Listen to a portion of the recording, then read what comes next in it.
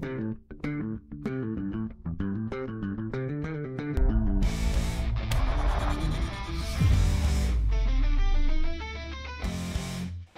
guys and welcome to the channel, it's Iran, and so Star Citizen Alpha 4.0 is finally out in PTU Wave 1. That means that it's only for Evo caddies and also subscribers, as well as the top testers who are not Evo caddy. I'm a subscriber, so I'm going to be joining here, starting the game, selecting the Stanton system. For my first steps, I hope to make it to Pyro, but unfortunately, as you can see right here, I got 60k errors and it doesn't work. So no 4.0 for me, unfortunately.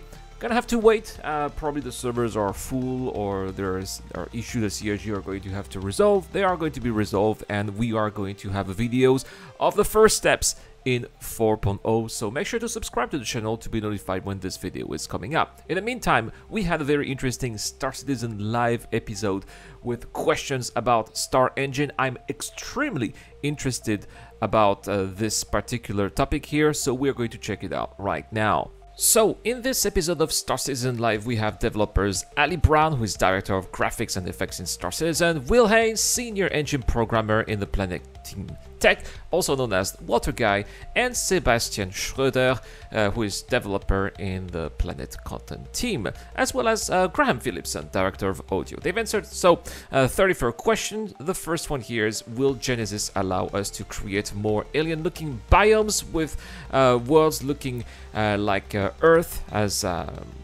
biomes as a base here?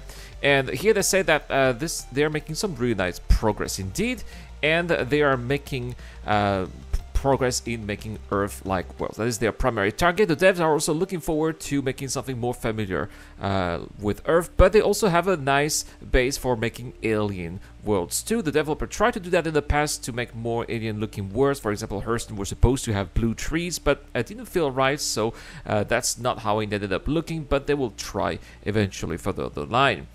What we saw during the panel at CitizenCon was impressive, but could we hear more about the tools that we have seen here and how they can quantifiably make planet generation faster or of a higher quality?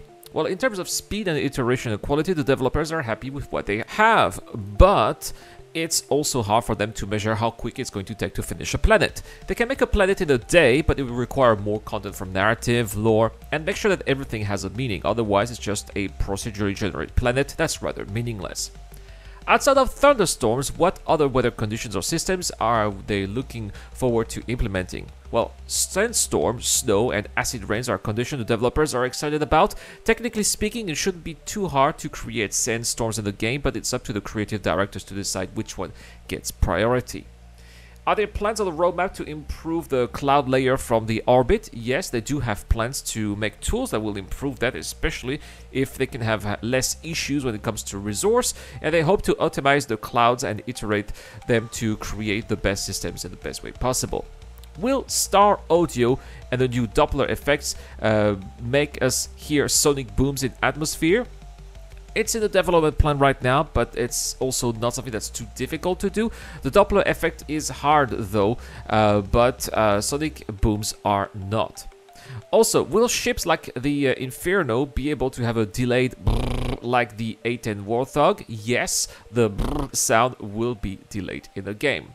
The next question is still about sound here, and what are the challenges in making a sound delay seem international instead of being a mistake or a bug? Well, these are significant challenges. Usually when that happens, the sound and the looks seem to be desynced, resulting in the audio and the visuals not matching, so that's something that they're going to have to work on.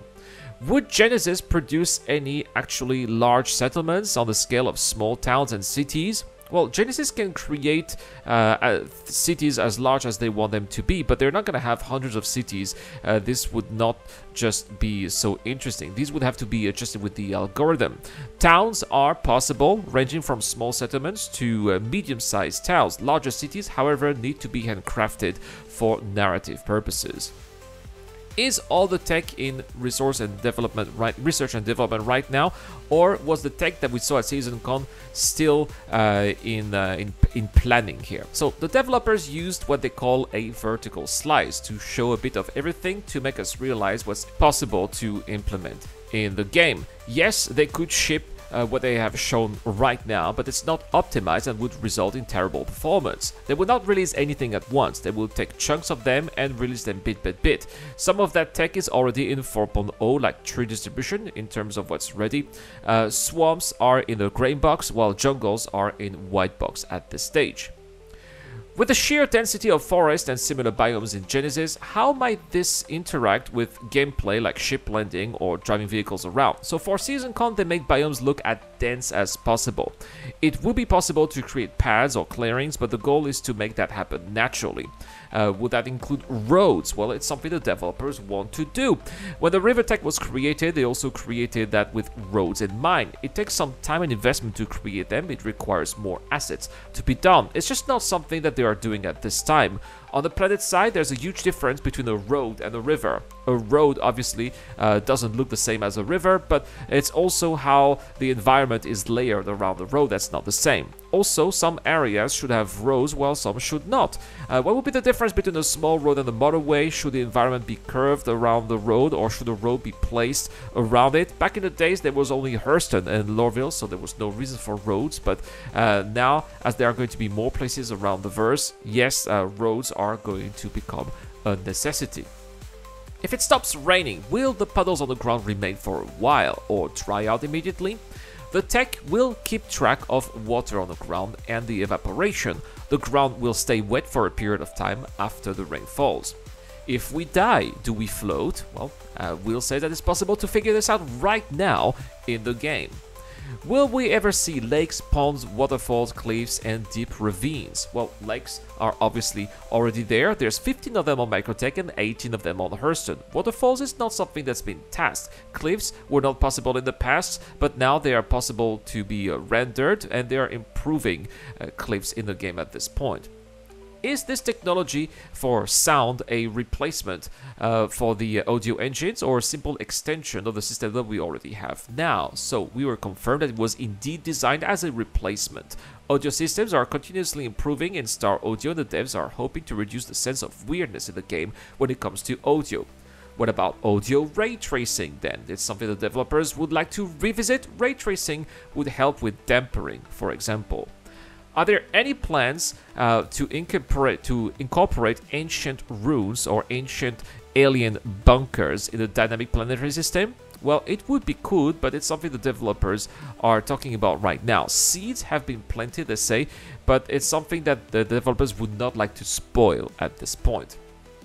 Are there any plans for variable planet rotation speeds? Planet orbiting could be turned on, but quantum traveling will be very difficult. Seasons are going to come, and axe tilting is something that needs to be implemented. Sometimes, if something exists and can be turned on, it's best not to do it because other game mechanisms are not in place, so that's the reason why planets are not moving. Will planets such as Macrotech get snowfall or snow accumulation? It's something the developers want to do to make planets more believable. They have not decided if snow accumulation will come at the same time as snow falls. If snow was to become a thing, it would be released in places where it's already there. There are more technical challenges for making snow appear when it's not permanently there, because assets would have to change in terms of how they look and then go back to their original state. Will planets like Macrotech be adapted to have biomes located in the correct places based on latitude? Planets need to be more plausible. It will happen eventually. They need to make sure that it doesn't snow in the place where it's 30 degrees Celsius. It's something easy to do on new planets, but the older ones will have to be reworked. What about rain? Will it create mud? Yes, there will be different soil categories, and they will have different matching sets based on the level of humidity. Cracks for dry areas, mud for soil saturated in water. Areas where rivers will also have more humidity in the soil. Will the mud created from the rain make difficult terrain? This is related to physics, but also audio, because dust and muds have different sounds. Do clouds move in one direction across planets, or are they actually dynamic and move in all directions, forming cool patterns from space? The clouds will conceptually follow the planet rotation from orbit, but will sometimes deviate from this direction. The developers don't know how far they will deviate. This is something that they are working on right now, but they do plan to have different patterns moving around planets. Are we going to be able to cut trees? Well, this is something that is not going to really planned in the game. I mean, there's a lot involved when it comes to chopping down trees. It's something the developers know the community wants, but it needs a lot of thought. What does new weather mean for R-Corp? Well, R-Corp does use the planet tech. It's obviously shaded differently. The developers hope that art from new systems will make R-Corp more interesting. Obviously, trees won't be among those new systems, but other systems like audio and graphic improvements can benefit R-Corp. The planet will definitely get weather at some point. Will Genesis allow for more realistic placement of mining nodes? It's in the cards. The developers want to treat Harvestable like any other asset in the game. What are the blockers remaining for Star Audio? A lot of the game code has been designed for specific situations, but they need to make sure that it's made for every situation possible. The biggest issue is the work involved. Will large ships be able to compress trees and plants in order to land in dense forests? It's linked to the issue with chopping down trees. How would a tree be chopped or bended? None of that exists in the game. How much detail will planetary data be used to shape weather patterns? What weather are you looking to simulate? We're talking about the depths, right? Ideally, they would like to have a default weather pattern for planets. With warm air moving over cold air, alien planets would have alien-looking clouds and would obviously look different, but they want to cover as many planets types as possible with as many cloud types as possible. Any plans for nature's wrath beyond lightning strikes? Hurricanes might not be able to happen like it does in real life. Tornadoes are not really related to weather tech here, but more about effects. It's not coming anytime soon. Cyclones are more likely to happen since their goal is to recreate all real-life type of cloud patterns. What about Aurora Borealis? It's something that the developers would like to have, but creating effects in the atmosphere is hard because so many items are overlapping. What simplifies aurorae is that they happen higher in the atmosphere. Will planets be scaled up to more than 1/8 size to look like something more real life with more realism? The developers would like that. They feel that planets are indeed quite small, especially with atmosphere, which do not look very realistic. It would mean that developers would need to have higher resolution textures. This creates also gameplay issues. Going from one place to another would take much longer. Would it be a good use of the developers' time? Is it something the community wants more than other features like roads? Also, the developers at bigger planets would be too resource heavy and distances would be too long. It's also something that they would like to do if locations get too cluttered in the future, but right now it's not something that they are going to be working on. And the last question is about rock distribution here.